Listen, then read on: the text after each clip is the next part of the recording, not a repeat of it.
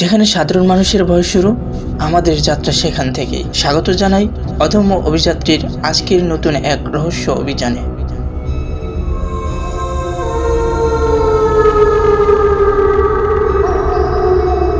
স্ক্রিনে যেটা দেখছেন সেটা কোনো সিনেমার দৃশ্য নয়।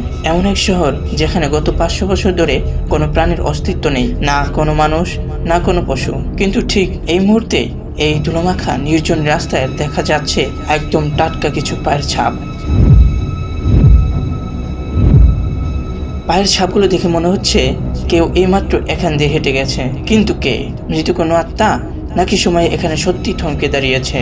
অদম্য অভিযাত্রীরা ভয় পায় না, তারা সত্যের সন্ধান করে। এই প্রাচীন জনপদ কেন পরিত্যক্ত হয়েছিল তা নিয়ে রয়েছে হাজারো লোককথা।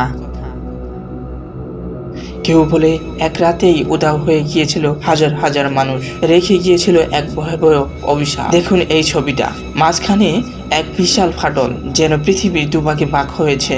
একদিকে ফেলে আসা 500 বছরের আগের ইতিহাস, আর অন্যদিকে বর্তমানের এই রহস্যময় পায়ের ছাপ। এই দুই সময়ের মাঝে কি কোনো যোগাযোগ তৈরি হয়েছে?